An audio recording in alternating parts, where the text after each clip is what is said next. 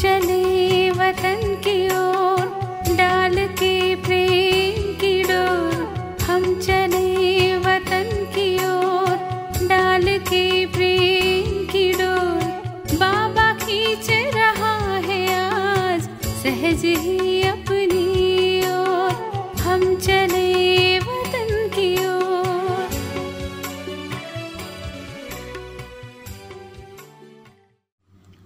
ஓம் சாந்தி. 28/1/1977 அவ்யக்த பாப்தாதா மதுபன். வாணியின் தலைப்பு பிராமணர்களின் தர்மம் மற்றும் கர்மம்.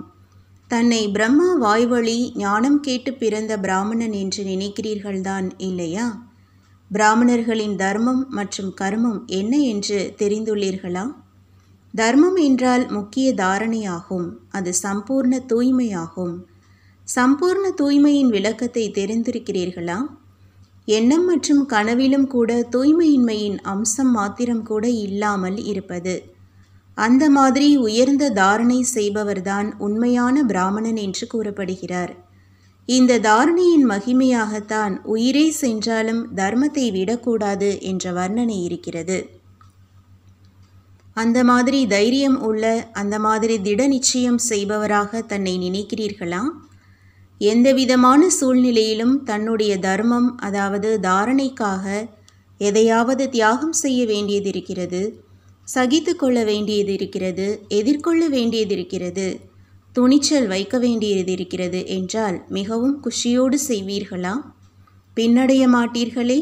பயப்பட மாட்டீர்களே? தியாகத்தை தியாகம் என்று நினைக்காமல் பாக்கியம் என்று அனுபவம் செய்வதைத்தான் உண்மையான தியாகம் என்று கூறுவது. ஒருவேளை எண்ணத்தில் வார்த்தையிலும் நான் இந்த தியாகம் செய்தேன் என்ற இந்த பாவனையான வார்த்தைகள் வெளியாகிறது என்றால் அதற்கான பாக்கியம் உருவாவதில்லை. எப்படி பக்தி மார்க்கத்தில் எப்பொழுது பலி கொடுக்கிறார்களோ அப்பொழுது பலி கொடுக்கப்படும்.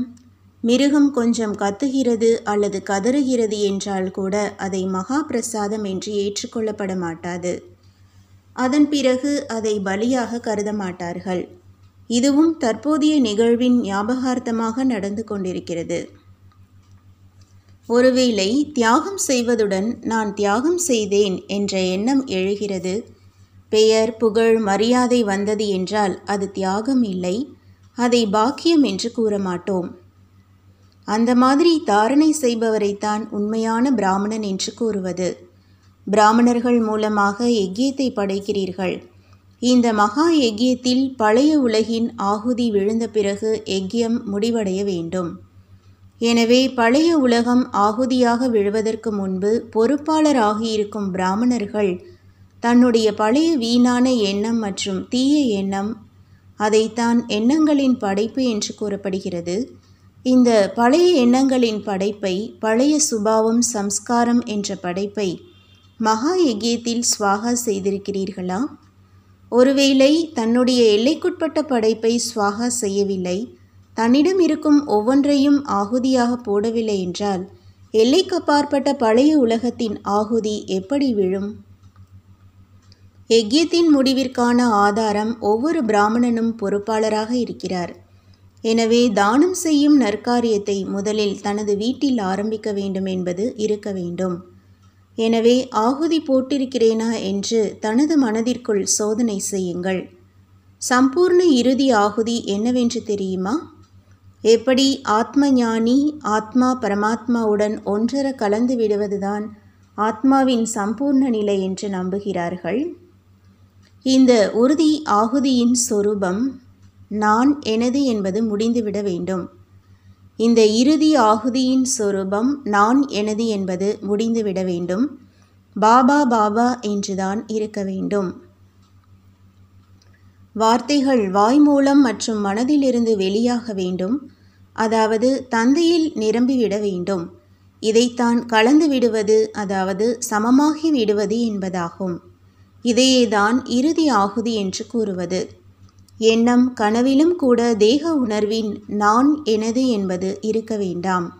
அனாதி ஆத்மீக சொரூபத்தின் நினைவிருக்கட்டும். பாபா பாபா என்று முடிவில்லாத ஓசை இருக்கட்டும்.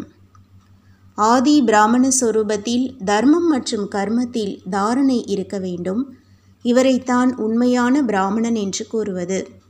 அந்த மாதிரி உண்மையான பிராமணர்கள்தான் யஜ்யத்தின் முடிவிற்கு பொறுப்பாளராகிறார்கள்.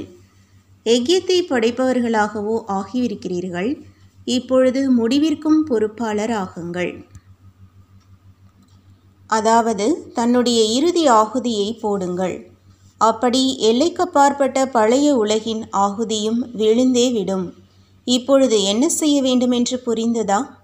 சம்பூர்ணம் ஆவதற்காக இதுதான் சகஜ சாதனமாகும். சம்பூர்ண ஆகுதி கொடுக்க வேண்டும். இதைத்தான் சம்பூர்ண ஸ்வாகா என்று கூறுவது.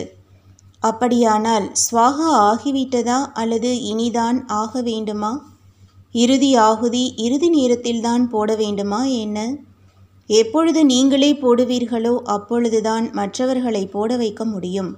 செய்வோம் என்று அப்படி நினைக்காமல் இப்பொழுது செய்தேதான் ஆக வேண்டும். எப்படி கேட்பதற்காக சாதகப் பறவை மாதிரி இருக்கிறீர்கள்? அவரை சந்திப்பதற்காக நம்முடைய வாய்ப்பு முதலில் வர வேண்டும் என்று திட்டங்களை போடுகிறீர்கள். எனவே யார் இந்த மாதிரி யோசிக்கிறார்களோ அவர்கள் அளிப்பதற்காகவும் முதல் வாய்ப்பை எடுத்துக்கொள்ளுங்கள். செய்வதில் முதல் வாய்ப்பை எடுத்துக்கொள்ளுங்கள். நல்லது. அப்படிப்பட்ட சம்பூர்ண ஸ்வாகா ஆகக்கூடிய, சம்பூர்ண ஆகுதி போடக்கூடிய, தன்னுடைய மாற்றம் மூலமாக உலக மாற்றத்திற்கான பொறுப்பாளர் ஆகக்கூடிய உண்மையான பிராமணர்களுக்கு, தந்தைக்கு சமமான சம்பூர்ண பிராமணர்களுக்கு, மிக உயர்ந்த தர்மம் மற்றும் கர்மத்தில் நிலைத்திருக்கக்கூடிய பிராமணர்களுக்கு பாப்தாதாவின் அன்பு நினைவுகள் மற்றும் நமஸ்காரம். ओम शांति।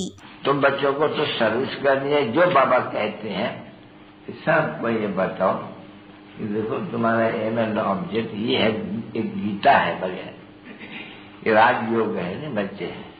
कैसे है राजयोग? बिल्कुल सहज है कि बाप को याद करो तो ये वैसा मिलेगा तुमको। ओम शांति।